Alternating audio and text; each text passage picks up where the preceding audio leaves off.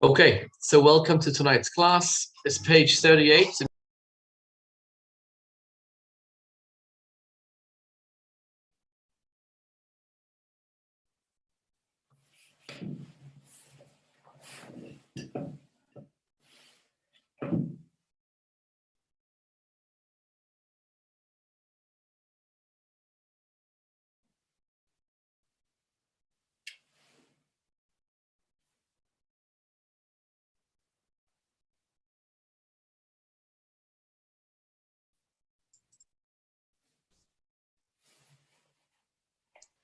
One second, something's wrong over here. Hold on. Can everybody hear me? Did I just log on and off? That's what I did, right? Okay, I'm back on. We can hear Yes, you. you're back. We can hear you. I hear Okay. you. Okay, fine. Okay, so page 38. Today we're talking about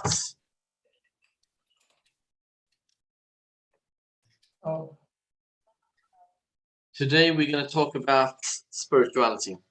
We're going to do it. What's cool about tonight's class is we're going to actually do a meditation tonight. So you get to see and feel what a Jewish meditation is. That's at the end of the class tonight. Okay, so page 38. Basically, just to review quickly, last week's class, we focused on focused meditation, right? So focusing positive thoughts, positive energy, and that's the way of getting rid of all negative thoughts, negative things. That's how we do it. Tonight's class, what we're going to talk about is, what does it mean, spirituality? Okay, what does it mean? Oh, Daniel, hi, Daniel. What does it mean, spirituality? Okay, what does it mean to be spiritual? When you think for a second what it means to be spiritual, think for a second for yourself. How would you define spirituality? How would you experience spirituality, right? We all want to be like spiritual. We want to be like, in tune with what does it mean to be spiritual? Okay, now again, feel free to chat me on the Zoom or to speak out loud. But that's what we're going to be discussing tonight. What does it mean to be spiritual? So the truth is, our world is dominated by materialism. Every single moment of every single day is dominated by materialism, right? We wake up in the morning and we go from our coffee to our newspapers, to the internet, to the phone, to the gym, and the whole day we're chasing the dollar bill, basically, and it's all focused on materialism. And that's the natural cycle. That's the natural phenomena. That's what's close to me. That's what I know. That's what I understand. So it's hard for me to feel spiritual. What does it even mean to be spiritual? Something that's not tangible. I don't feel it. I don't know it. I have no idea what you're talking about. What does it mean to be spiritual? Here I am. I'm a physical human being. I've got my eyes, my nose, what does it mean to be spiritual? I don't even know what that means, right? So tonight, we're going to talk about this. And what we're going to discover is that to be spiritual and the most complex and simple meditation is actually to be found in ourselves. And by the way, I practiced this meditation this morning when I woke up, 5 a.m. I actually did tonight's meditation because I actually wanted to practice it before the class. But in order to get to that meditation, we first have to have an introduction, which is tonight's class. So every person has what's called a body and a soul. We all have this. We have a body and we have a soul. I'm going to pull up the screen. Hold on, let me just share the screen. Okay, here we go. I'm not so bad at this, and I've done this sometimes. Okay, so Laurie says, for me to feel connected to something enduring. That is spiritual. That is spiritual, and that's what we're going to be discussing tonight, actually. Yes. So tonight, the screen in front of you, mindful awareness and divine spirituality to help you think, feel, and live more deeply, more richly. That's what we're going to be learning and discussing tonight. Right? Meditation, mindful awareness. Okay, reflecting inward to find the divine. That's the topic of tonight's class. So, previous lesson was, just to recap the screen in front of you, investing our mind in tangible positivity. That's what we discussed at length last week. Focus on positive thoughts the whole time. Dispel the negative energy, the negative power. Positive. This lesson, we're going to discover the spiritual awareness, and it's an atomic power we have inside of us, a nuclear weapon. We literally have at our disposal, and we're going to discover how to unleash it, how to, get the most out of it. Okay. Here's the issue. The default consciousness is what we have, which is the body senses. It's only aware of tangible inputs. Okay, let me just make sure everybody's here. So the problem which we have is that our default is the body senses only what's in front of it. Right? So if I ask you to define who you are, okay, let's just focus on this for a second. Who are you, right? We have a whole bunch of people sitting here in this class. Ira, welcome. Efrat, everybody's here. How would you define yourself? Who are you? Okay? Who are you? So I see every one of you here, right? Dan, Emily, you have eyes, glasses, you have a nose, you have a mouth, you have hands, you have legs. But who are you? Who is Dan? So Dan is a wonderful man. He's a caring human being. But those are adjectives about Dan, right? Who are you? Who is Dan? Who are you at your core is something we need to discover. Now, what the Torah says, what Kabbalah says, is to get a clear sense of who we are. Look at text number 1 in front of you. Okay, page 38, I think is where it starts, so page 39 or 40. Text number 1. In the beginning of the creation of man, to define who we are, it says like this: God formed the human from the dust of the ground, and he breathed into the human's nostrils the soul of life. That means, if you look back in the screen in front of you, we have what's called the body. We have our flesh, our meat, so to speak. We have our hands, we have our legs, but then we also have something called the soul, which we'll get to in a minute. And society emphasizes the material gain right in front of you, right? We all driven by, we want to earn honor, we want to earn gratification, we want to feed our soul, our bodies, we want to eat, we want to, we want to take care of our body. But what does it mean to take care of our souls? So remember last week we spoke about the metaphor. We said this: imagine you have a phone and you have an operating system, right, which is the thought, speech, and action, and then you have the 10 apps, right? But that's all. If you look at the example of a phone, but that's not the phone. What is the phone? Meaning, the soul is deeper than all that. The phone itself is deeper than the operating system and then everything associated with it. It's kind of like these are all manifestations of the soul. But what is, in other words, like this, what I want to say is like this: who is Dan?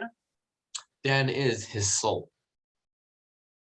Right? Ira is not his nose, he's not his eyes, he's not his ears. Ira is his soul. That's his essence. That's who he is at his core. Look at text number 2. My God, the soul that you placed within me is pure. You created it, you formed it, you breathed it into me. The soul that every single one of us possesses is a titanic nuclear spiritual force. We all have it inside of us. It's who we are at our core. It's the fabric of our very identity. That is who we are. We are the soul. That is who we are. Right? One way of appreciating this, and let me just go back here for a minute.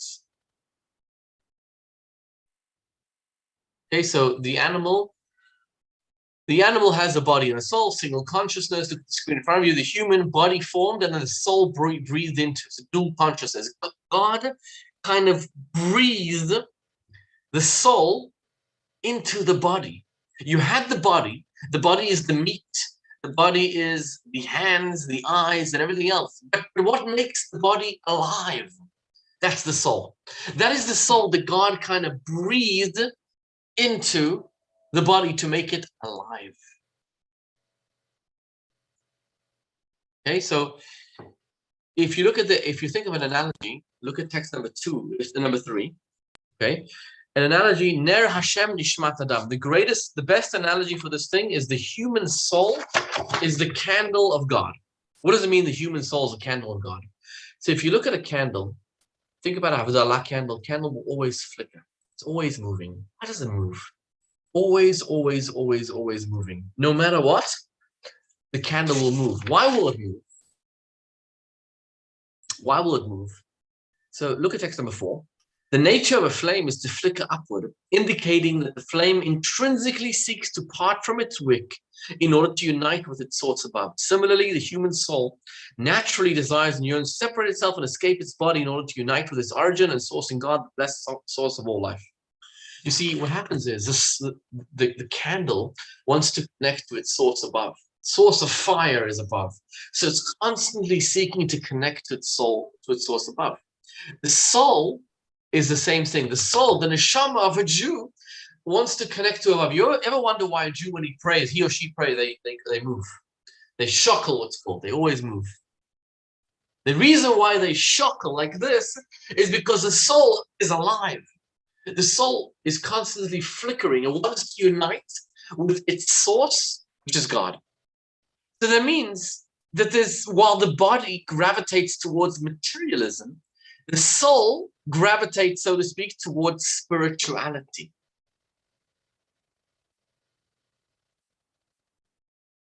And before I explain this even further, look at this over here. So the definition of spirituality, awareness of divine presence. Play the meditation video now, 1 second.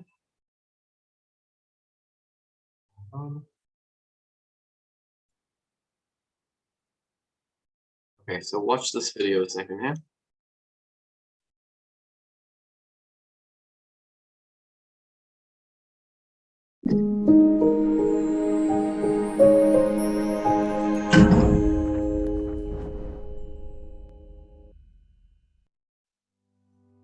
We have two voices speaking to us from within. One voice is our lower order self, Nefesh Bahamis. The Nefesh Bahamis urges us to live a life of pleasure, of ease, getting what we want whenever we want it. The other voice is the voice of the Nefesh Elokis. That's our godly self. That's the self that seeks connectedness with people in love, connectedness with the world and its elements, feeling fulfilled, connectedness with Hashem. Gently close your eyes and just become aware of your inner self, your inner quiet, that place you can escape to, because it's always a place where you have your own sense of self. Allow that special place to be your refuge, that place of inner sanctity, totally protected, always safe.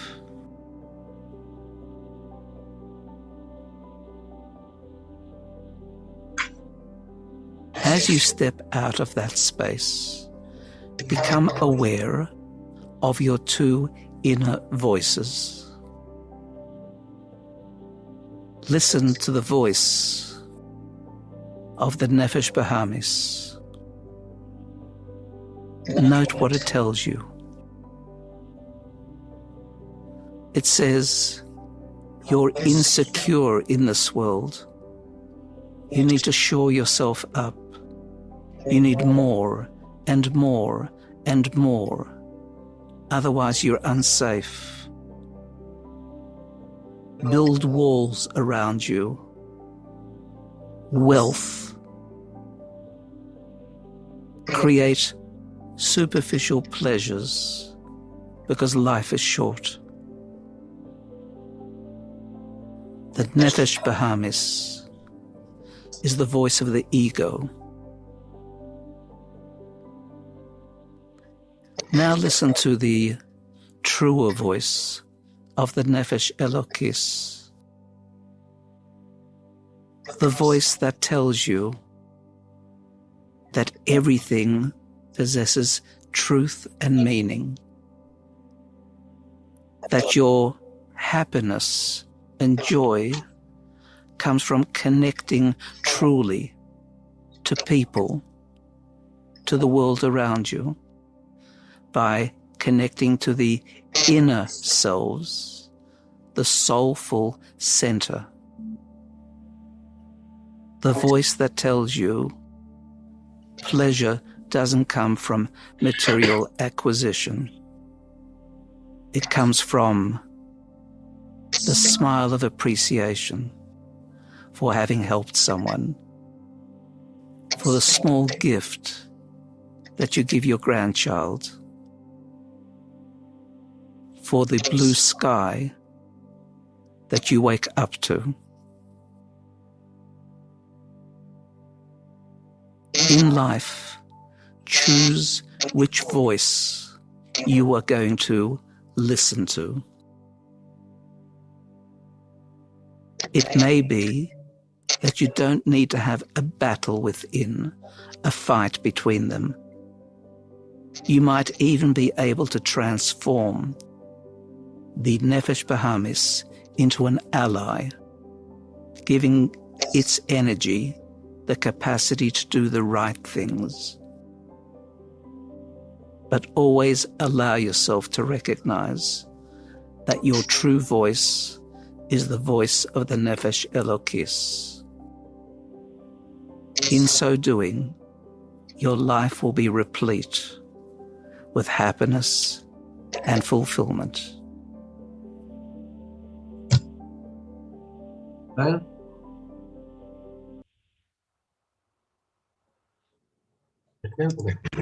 so basically, to sum up what we just learned so far, to be spiritual, what does it mean to be spiritual? It doesn't mean to go to a faraway land, in a faraway mountain, and close your eyes, etc., etc. To be spiritual means be able to delve into your inner self.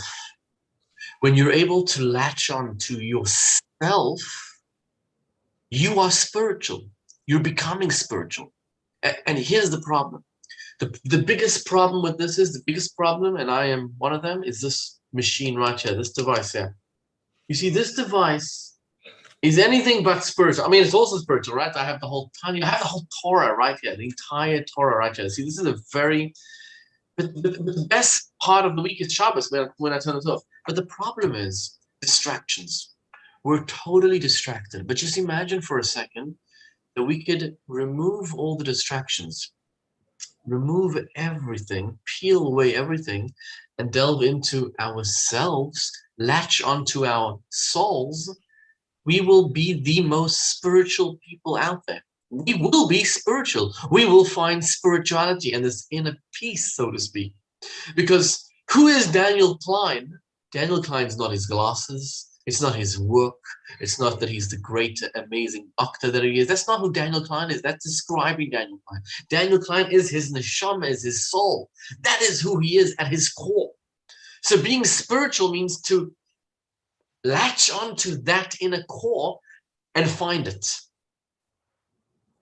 That's what it means to be spiritual. And therefore, the ultimate level of meditation, okay, the ultimate level of meditation is where I'm able to take everything away, to sit down, to close my eyes, to focus and focus and focus and focus, and literally strip all my life away from me and just focus on my inner soul. That is the ultimate meditation. Now we're going to discuss how it's possible, what is possible, what is the realm of possible in 2022, because the ultimate level of meditation is just not even possible today. Okay, but let's look at, but so far so clear, everything good, understood? Okay, that's the ultimate level of spirituality, to strip away the layers and enter who I am, to figure out who I am. Because God is to be found inside of me. That's where God is. Not some faraway mountain. God is inside of me. Okay. Text number 5. Look at text number 5 in front of you. I just want to get back to the projector screen here for a minute. Okay. Okay, so just look at the projector. Since our inner spiritual voice is silenced, spirituality is a sum of subtraction. Okay, so we have to hit bodedut, right? Okay, so text number 5 in front of you. Bodedut, seclusion, is one of the most superior of all the distinguished practices in meditation. It is a practice of the greatest saints and the medium through which the prophets experience revelation. That means like this: the ultimate level of hitbodedut. Hitbodedut means literally like seclusion. That is the exact translation, actually. The ultimate level of seclusion is where I go to the mountain, like the picture in front of you. I go to the mountain. There's no Wi-Fi. There's no phone. There's no distraction. There's no work. There's no papers. There's no newspapers. There's no world. It doesn't exist. I'm like in a mountain by myself, and I'm able to just literally focus. That's the ultimate level of meditation, right? When you're free from materialism and you're able to focus on your inner soul, on your inner self. Okay, this is what it means, badad, seclusion, distance from material distractions to discover spirituality. Okay. Text number 6. It is recorded in many of the works of the medieval rabbis, seclusion, hitbodedut, separation from everything mundane, prishut, and devoting clinging, were practiced by the pious Jews. This is what the old sages, Torah scholars, all used to do, this kind of level of hitbodedut. The prophets used to do this. This is to say that when they were alone, they would empty their minds of all worldly concerns and then to connect their minds with the master of all. I mean, that's incredible. If you could do that, that is absolutely incredible. A question from Dan: Isn't hitbodedut usually associated with Breslov? So you actually have an appendix here at the end of the section, which will discuss different, specifically Breslov over there. But no, it's not exclusively associated with Breslov, not at all. There were many Hasidim who did it, and Hasidim include not just Breslov, but everybody. The famous Kabbalist Arizal taught that this practice is far more beneficial for the soul than study, and that every person should practice this seclusion meditation according to their ability, either once a week, once a fortnight, or at least once a month. That's how important this was. Arizal says this is what you should be doing, because by being alone, you're able to transcend all your materialism, and you're able to connect with something much, much deeper. Your body, so to speak, is silenced, and you're able to literally hear and harness and unleash your meditation, your soul, which is a part of God. And that is called clinging to God, meditation. So in its purest form, this is a very, very advanced meditation. It has the power to shift your mind totally and utterly, shift your awareness, shift everything. The problem with this is that it's very, very difficult, and it's not for everybody. It's kind of impossible. It's not something that can be done today. It's extremely difficult. If you look at the screen in front of you, you'll see the root of divine inspiration of prophecy. This is where it is. Kabbalistic, mystical experiences, soul elevation. I mean, this is the highest of the highest of the high. But what we're going to be discussing tonight is not hitbodedut, which means seclusion, rather hitbonenut. Now, hitbonenut is exactly that picture of that lady sitting like this. That's hitbonenut. That is something that I did this morning. That is something that I recommend everybody do, and that is what we're going to be discussing today. Before we get to text number 7, you may be aware that in the view of many of our great sages, there's a technique for individuals of extremely advanced character to experience the mystical visions of the divine chariot and to gaze into the spiritual chambers of angels and the like. They would fast for a designated amount of days and place their head between their knees and whisper copious songs of praise to God with their face towards the earth. This opened them to mystical visions and allowed them to experience roaming the heavens and exploring its supernal chambers of clarity. There are 2 works of the Mishnaic sages regarding this, entitled Echalot Rabati and Echalot Sutrati. This is also very well known and was unanimously agreed by all the sages as authentic. They insisted that God performs miracles and wonders through saintly individuals, just as he did with the prophets, that God shows them awesome visions, just as he showed the prophets. Okay, so that was called hitbodedut. But it's very dangerous if you are unfit Right, I was trying to go through this quickly. Text number 8. If you are not fit for this kind of intense seclusion, there can be repercussions. As it says in text number 8, there were 4 people who entered this kind of secrets: Ben Azai, Ben Zoma, Acher, and Rabbi Akiva. Ben Azai gazed at the divine presence and died. Ben Zoma gazed at the divine presence and became crazy. Acher gazed at it and he became a heretic. But Rabbi Akiva emerged safely. Only Rabbi Akiva was the only person. Basically, hitbodedut is very difficult for us. It's not something that we could do because you've got to, the mental effort, the training that it requires is so intense, is so immense that it's kind of very difficult, not impossible, but very, very, very, very difficult. So what we're going to be discussing tonight is hitbonenut. Okay, this is where the class tonight gets interesting. This is the crux of tonight's.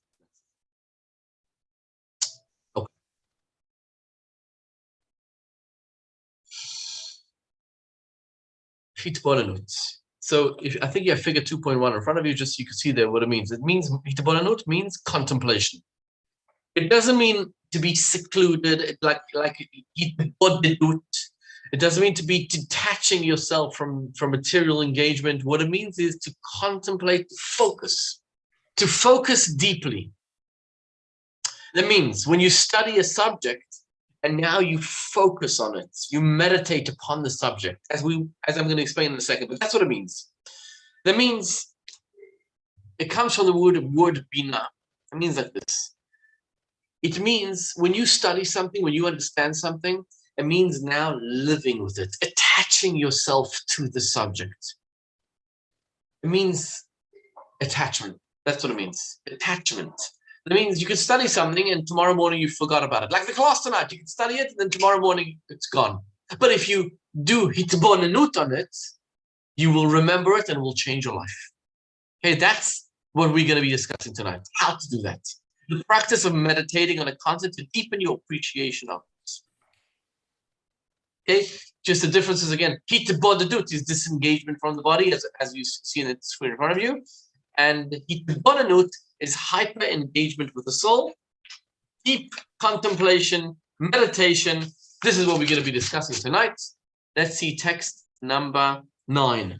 The central foundation of this study of mysticism is to repeatedly spend considerable time in deep contemplation on the subject matter being studied. This is the practice that is referred to as hitbonenut, which means to firmly visualize the concept and to analyze it deeply.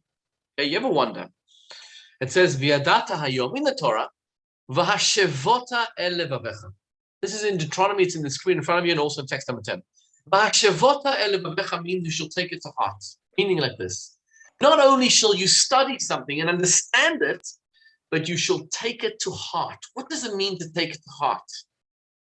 Right, I can study mathematics, I can study geography, I can study history, I can study trigonometry, algebra, whatever it is.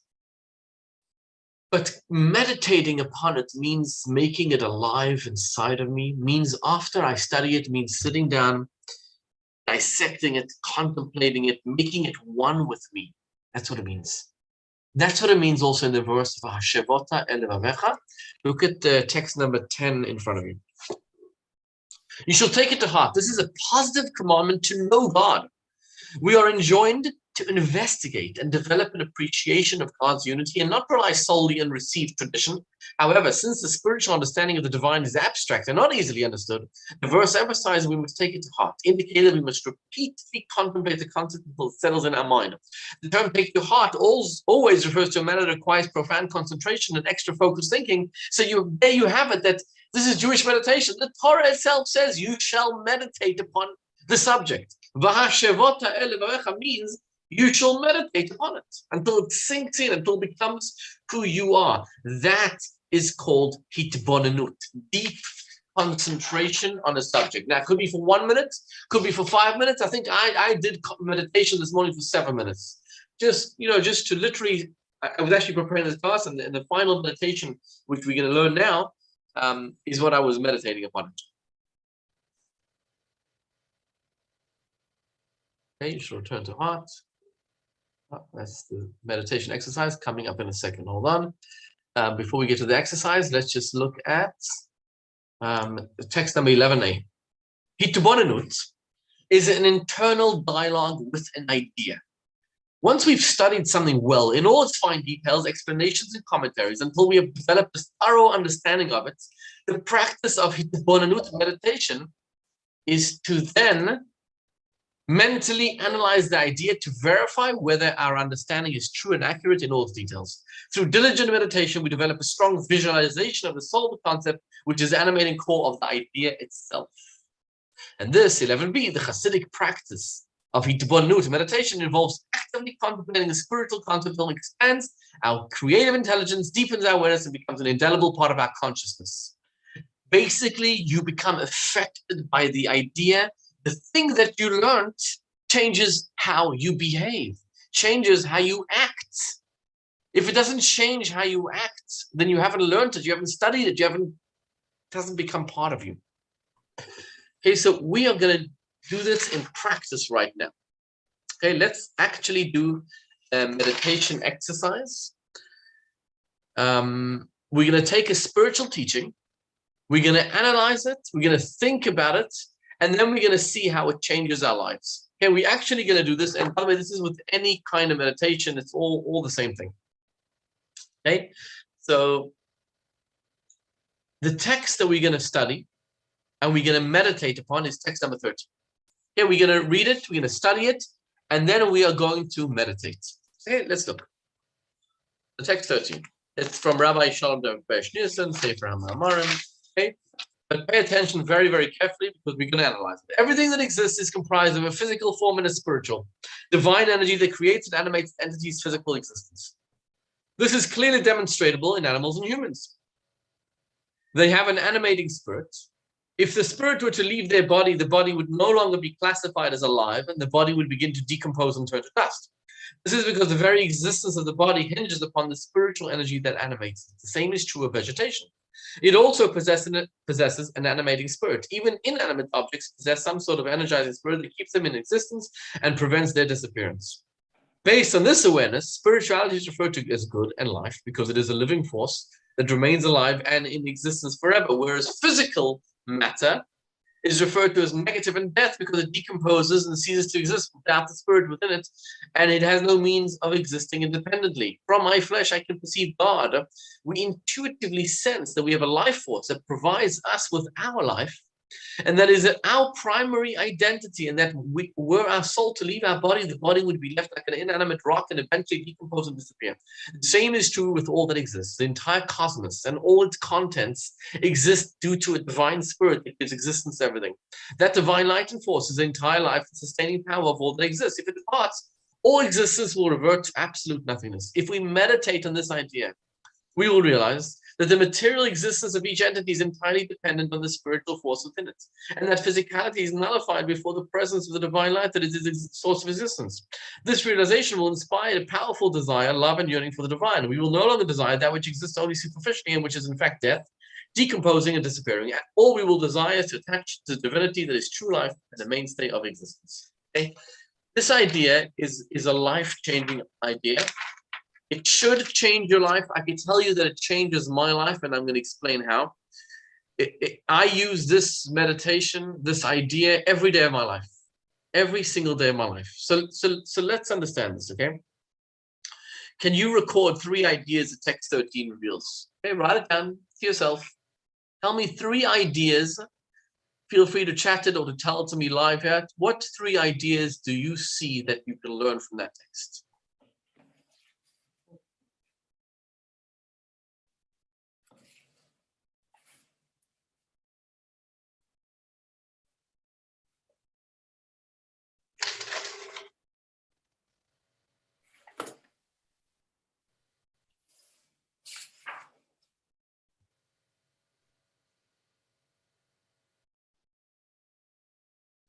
Hey, anybody come up? What's the first thing you come up with? What's that here?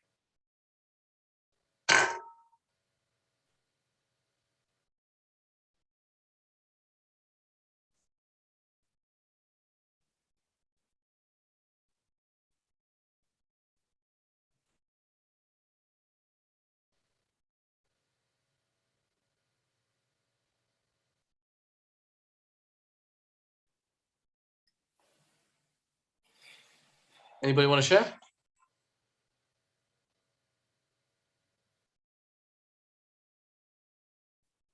Okay, let's break it down here then. Okay, take a look at the screen in front of you.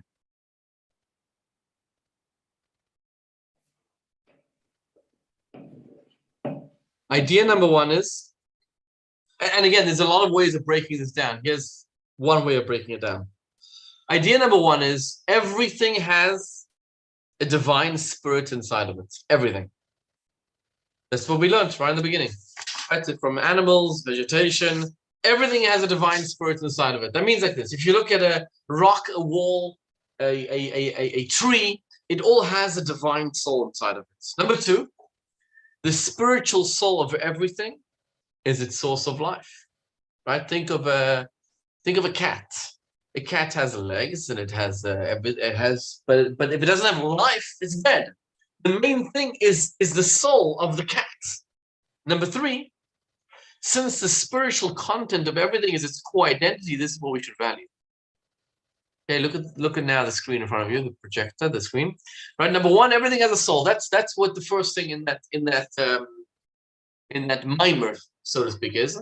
Number two, the soul is its source of life. And number three, spirituality should be valued.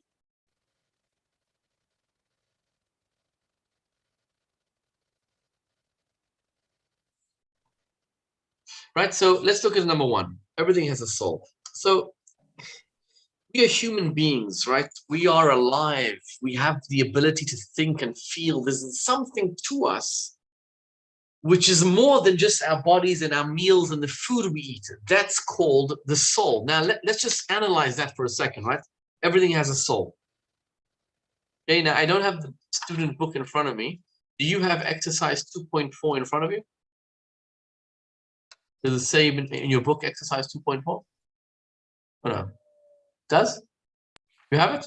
Okay. So exercise 2.4. So let's do this exercise together, okay? Identify the body and soul of the following scenarios. Dinner with a spouse or close friend. What's the body? Can anybody share what's the body versus soul? When you have dinner with a spouse or a close friend, what's the body and what's the soul? The food is the body. Food is the body. What's the soul? The connection with the spouse. Yes. Very good. Think about that, right? Every experience has a body and a soul. The body is the food. You're eating steak, you're eating sushi, you're eating pizza, whatever you're eating is the body of the experience. The soul of the experience is the connections you make. It's the connection. Very, very good. What about disciplining of a child? What's the body? What's the soul?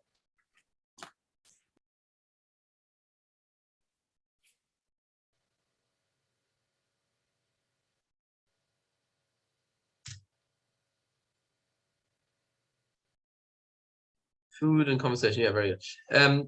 The body and the soul. So the body would be the act of disciplining, right? That's time out.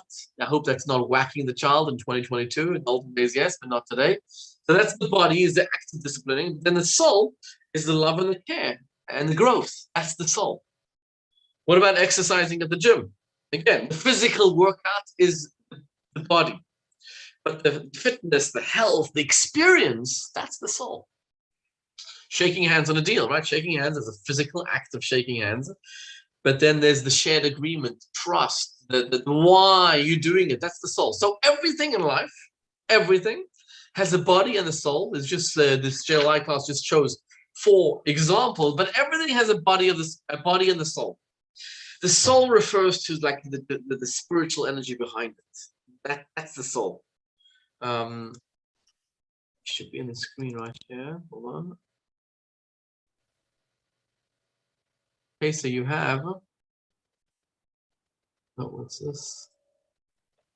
Okay, hold on. So you have, if you look at a painting, right? The painting is the same idea. You have a painting, and the painting has just, different things, whatever. But then there's the soul of the painting. The soul of the painting is what makes it $10,000 painting, $1 million painting, right? It's the soul. It's the artwork. It's not just what you see in front of you. So that's the body and the soul of art. So think of the world as God's canvas. The physical matter, right? The mountains, the lakes, the rivers, the buildings, the bodies are God's canvas. The spiritual reality is the meaning behind everything, the content. what makes everything tick. That's the meaning behind it. Okay, so that is so far what we learned over here, which is getting back over here. Everything has a soul, right? That's the first part of what we learned in that text. Everything has a soul. Okay, now the second thing is the soul is its source of life. So think about the examples that we looked at before, right? The soul of the experience isn't just another layer they contain, but it's the very premise that gives them any meaning in the first place, right? Think of those exercises we had. So if you think for a minute about the handshake, right? So if you take the soul of the handshake away from the handshake, you have nothing. Imagine someone just shaking his hand. You have nothing, right? If I force someone to shake my hand, there's no agreement. It's a lifeless gesture. Right, the child's growth is the only reason that you're disciplining them. The muscle gain and the fitness is the cause of your workout, and the companies will make the dinner worthwhile. Right? If you're having dinner but there's no purpose, there's no reason for it. There's nothing. So the soul is its source of life.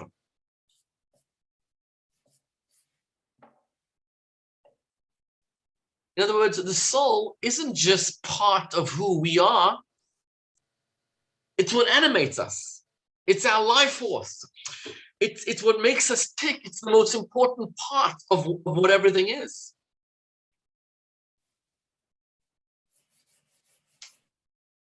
Right? It's not just another layer of existence. It gives meaning to everything. That's number two. And number three, since the spiritual content of everything is its core identity, it is what we should value. What's the most important thing in life? It's the soul. It's not the body. And this is what we're going to meditate on. But this is the hardest piece of the puzzle to accept. But once we accept this and we understand this, then it's a game changer. Right? Think of the metaphor of a person. Okay? When you talk to somebody, are you talking to their body? Are you talking to their eyes, to their nose, to their belly, to their feet? Who are you talking to? Are you talking to them? The them that you are communicating with is their soul. Who am I talking to tonight? There's 12 people on the Zoom. Who am I talking to? I'm talking to your soul. I'm not talking to your eyes. I'm not talking to your ears. I'm not talking to your hair. I'm talking to your soul. To you. Who are you? You are your soul. But when you think of myself, I love myself. Who do you love? You love your hands? You love your fingernails? No, you love your soul. That is who you are. Now apply that to the world at large. What do you value in the world? The dollar bills, the Vegas, the yachts, the boats, the Hamptons? What do you value? Or do you value the soul of the world, the spirituality? Just like when you look at yourself and you say, hey, who am I? I am my soul. Who is the world? The world is its soul. The physical matter is lifeless, is meaningless without the soul, without its very identity. And that's why it says, if you look at this text in front of you here, text number 14 tells you, this day I call upon heaven and earth as witnesses. I have set before you life and death, the blessing and the curse. You shall choose life so that you and your offspring will live. What does it mean, God telling us in Deuteronomy, you shall choose life over death? What does that mean? What God is telling you is you should choose, instead of the physical matter of this world, its purpose. And that is very difficult to look at, because you look at, we are so distracted in this world, it's hard to peer deep beneath it to understand and to love. And before I tell you how I practically use this in my personal life, I want to play the second video. Hold on a second.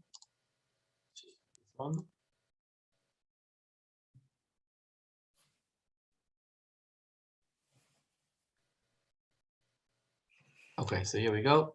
Take a look.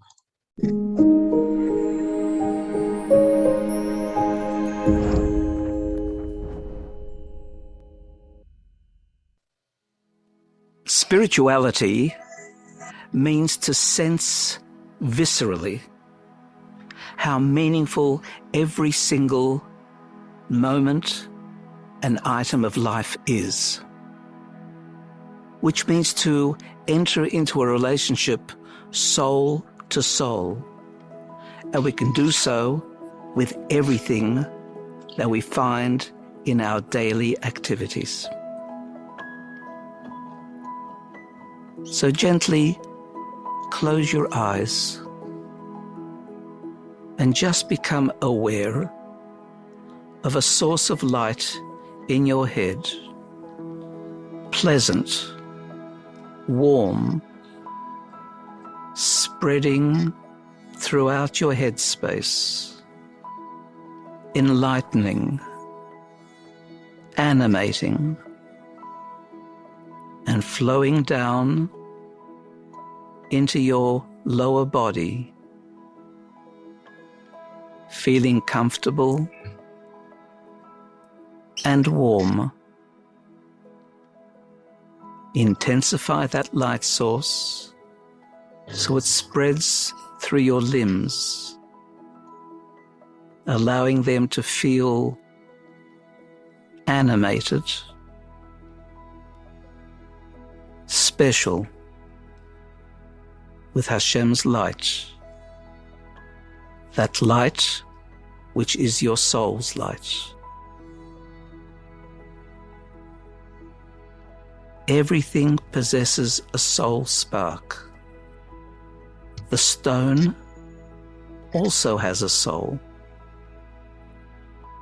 If you peer into the stone and are able to see molecules, atoms, smaller particles even, all these are energies that are manifested. Beneath each of these lies a spiritual force. The spiritual force of a stone is nefesh.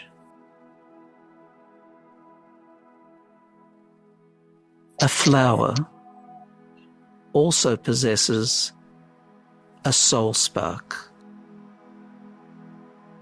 but it's more developed. It's called ruach, allowing the flower to have locomotion, movement, growth, inclination towards the sun. It has both nefesh and ruach. The animal has an even more advanced soul system.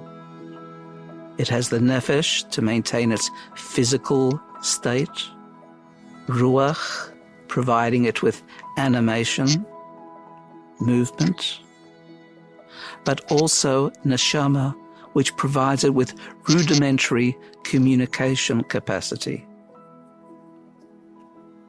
And then there's the human being, who possesses all three, plus the level of soul known as chaya, the level of soul that provides consciousness, awareness of the flow of time, present, past, and future, hopes, aspirations, values, beliefs. We encounter all four levels in life. Allow that encounter to be soul to soul, recognizing that everything possesses value, godliness, purpose, and only by relating spiritually to the essence of that soul do we connect meaningfully, live a deep and meaningful life.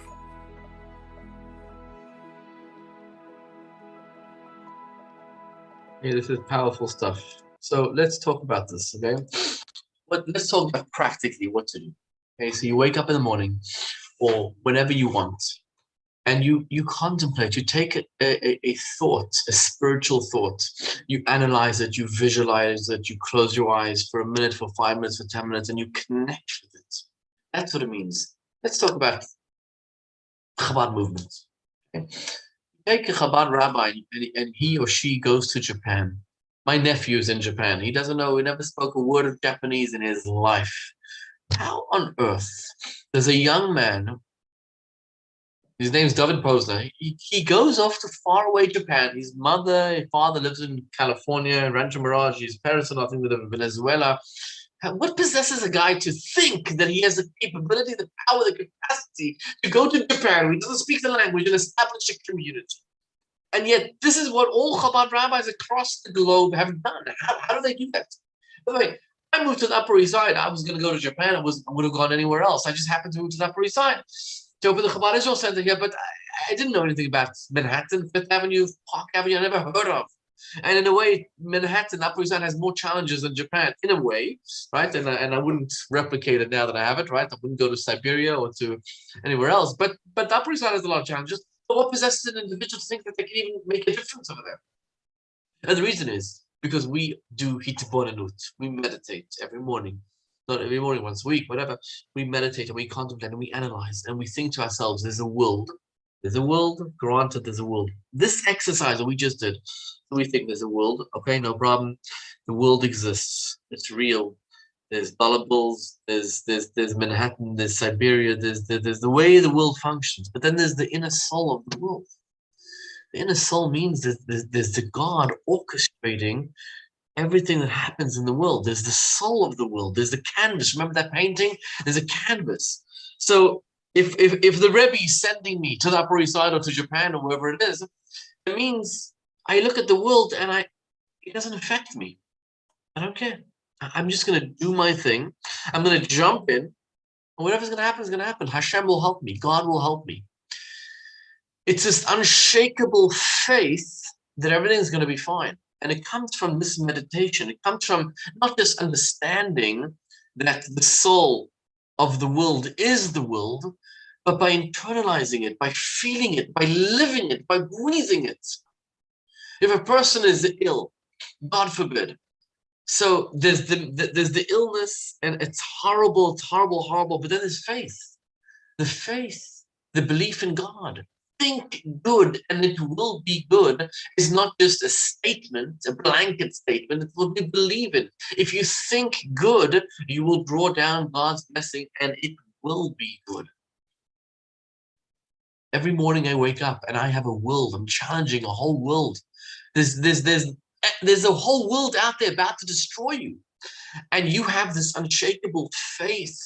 Everything's going to be fine. No matter what challenge, no matter what obstacle life throws at you, you know that this is just a canvas. But there's the soul of the world. There's the reason God put me through this world. I have challenges, I have obstacles, I have things that I need to go through, but I will persevere. There doesn't exist a human being in the world that doesn't have challenges. And I know I will persevere. Why? Because I connect deeply and I meditate and I understand and I feel. Remember, means I feel that this world is just a painting. But there's an artist. There's something to it. There's something above and beyond. Now let's take a look again at this thing over here, which we had. Right, look at this now. What we learned was, number one, everything has a soul. Everything has a soul. Take a cat, a mouse, a dog, a vegetable, a stone. Everything has a soul to it. That's the first thing we learned in that text number 13. Number two, the soul is its source of life. Look again at text number 13 tonight. Read it carefully and you will see that soul is its source of life. And number three, because of that, the spirituality should be valued. So internalize this. Think about this. It will change your life. This will change your life. I can tell you it's changed mine. This meditation. Because it's not just that I understand, oh yeah, everything has a soul. Okay, great. Let's go to sleep. Let's go back on my phone. Yeah, everything has a soul. Back on my phone. Be distracted by everything and anything on the phone. Yeah, the soul is the source of life. Yeah, spirituality should be valued. Wonderful and great. I want to tell you a story. I've told the story many times. One of my beautiful stories to understand this. Once upon a time, there was a king who had a daughter. And the daughter was a beautiful princess. And the king wanted her to find a husband who had everything in life. And he brought beautiful prospective grooms to meet her. And each time the bride said, oh, this one, I don't like his nose. This one, I don't like his head. This one's too tall, too short, too this, too that. No. Eventually the king exasperated said, the very next person to step foot in the palace is going to be your spouse, your husband. And guess what? The very next person who stepped foot was the local peasant, the local farmer. And the king thought that it would be a great prince, but it wasn't. But the king, true to his promise, true to his word, forced her to marry this peasant. So this peasant took her to his house, which happened to be a shack in the middle of a field, because that's where he lived. He was a peasant. And he gave her his delicious deluxe bed, which happened to be straw on the floor, because that's what he was used to. To the queen, the princess, who's used to living a life of luxury in silk beds with pillows and slaves and servants and spas and massages and everything else that you can think of, is suddenly sleeping on the floor. So she starts to cry, So the husband doesn't realize, why are you crying? My dear beloved wife, I love you so much. I'm so nice to you. I'm so kind. I'm so considerate. Why are you crying? And after a few days, he decides he's going to buy her a gift. So he says to his wife, tonight I'm coming home with a gift for you to make you happy. So he goes and buys the most expensive item that he could possibly think of. And he comes home with something wrapped in a box, and he tells his wife, close your eyes. She closes her eyes. And she's expecting like a diamond ring or a bracelet, or something, or a vacation to Vegas with a first-class ticket, private plane to Israel, who knows what, And he says, open your eyes. She opens her eyes, and he places the most expensive gift that he could possibly think of, a ripe and fresh tomato. So the princess bursts out crying.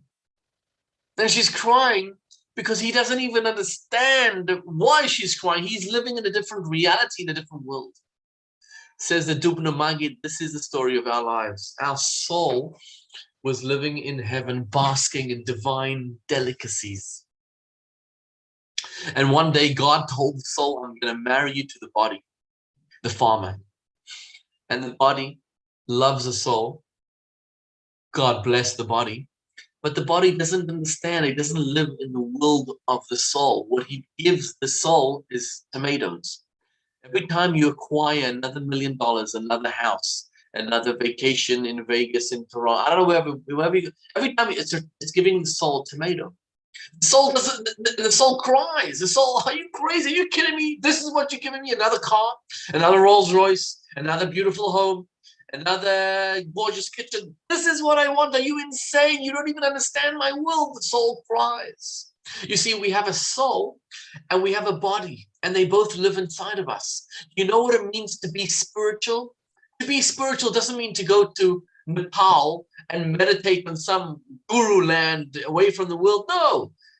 To be spiritual means to discover the soul inside of us, to look and delve deeply into who we are and realize that deep inside of us, we are spiritual beings, to remove the distractions, to remove that everything that distracts us away from our souls. That is what it means to be spiritual. Meditation means to focus and meditate upon those things, those ideas that matter. And what are those things? The soul. And if you actually pay attention to every moment of your life without being distracted, if you're actually present every moment of your life, you will see the soul in every experience.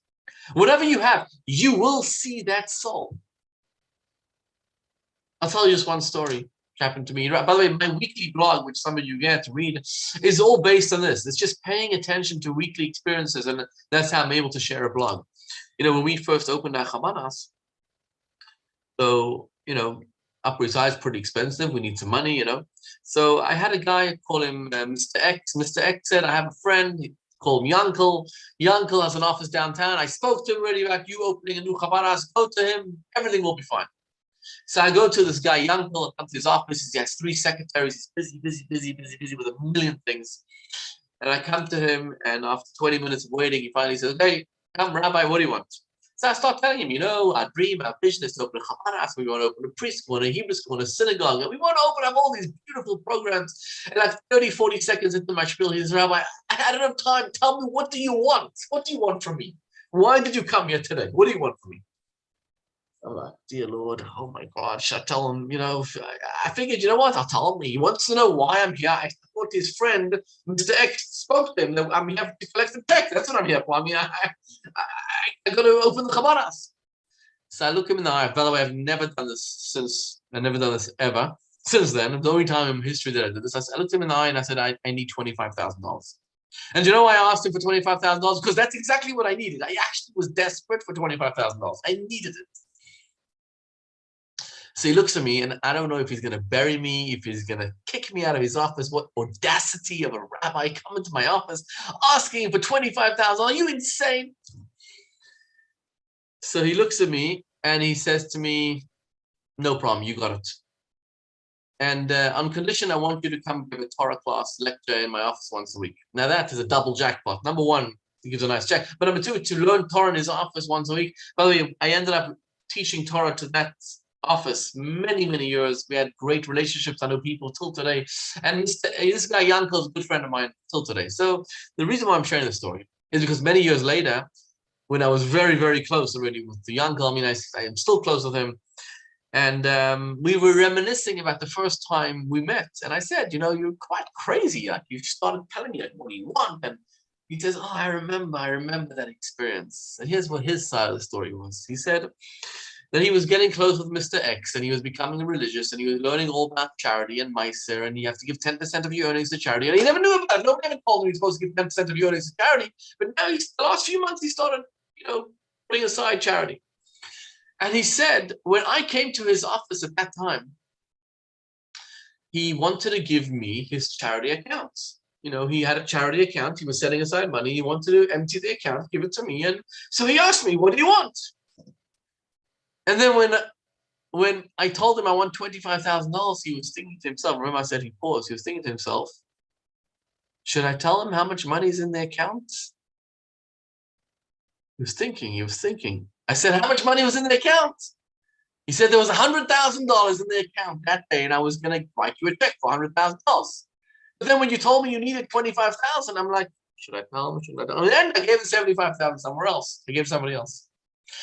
So I said to him, you know what the lesson of that story is? The lesson is, at that time, what we needed to open our Chabaras was $25,000. We didn't need $100,000.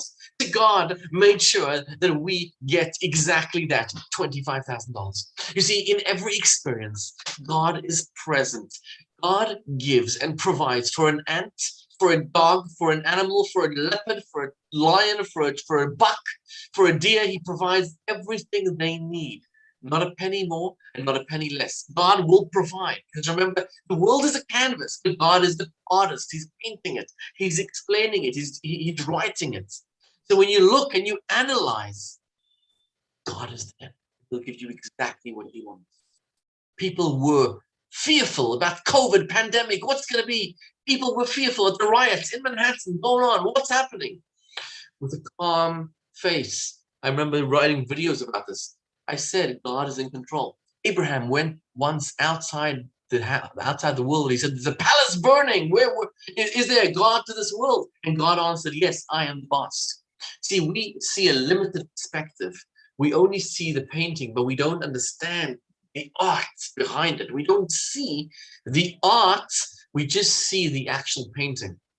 We see it dry, the wood, the world. And spirituality means to tap into ourselves, to realize there's a God, there's a boss, there's somebody running the world, there's somebody behind all this, orchestrating it all. So no matter what challenge you face tomorrow morning, no matter what hurdle life throws at you tomorrow morning, you know God is in control.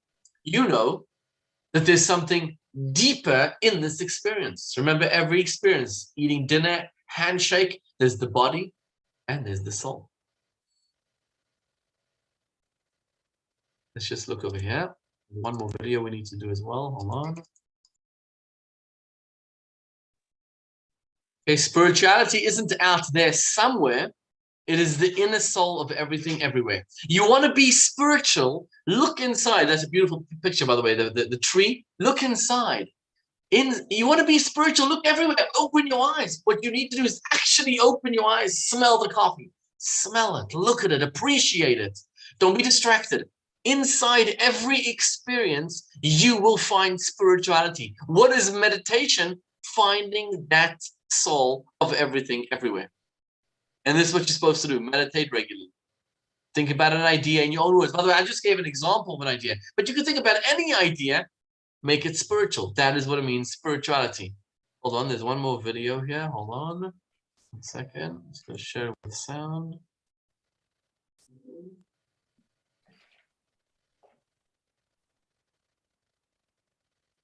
There you go.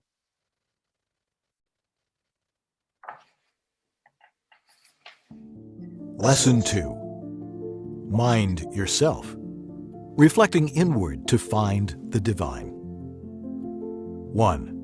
We are comprised of a body and soul, each of which has a unique character and drive. 2. The body is driven by material gain, and the soul by spirituality. We all possess an innate spiritual drive within us that we can come to feel and experience. 3. One way to perceive the spiritual drive of the soul is by distancing ourselves from the immediate distractions of materialism. This is the root of Hitbodedut meditation.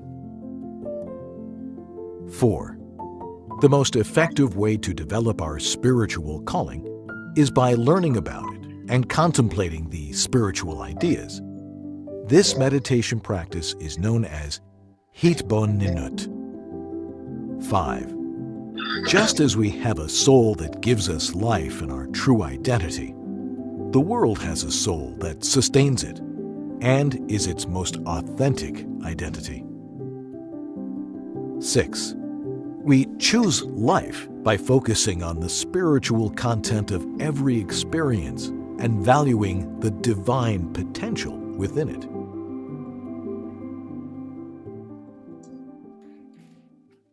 Look, we take the class tonight, and we could take it in 2 ways. We could take it as, oh, wonderful, we spent an hour, it's great, wonderful, let's go on straight onto my phone again.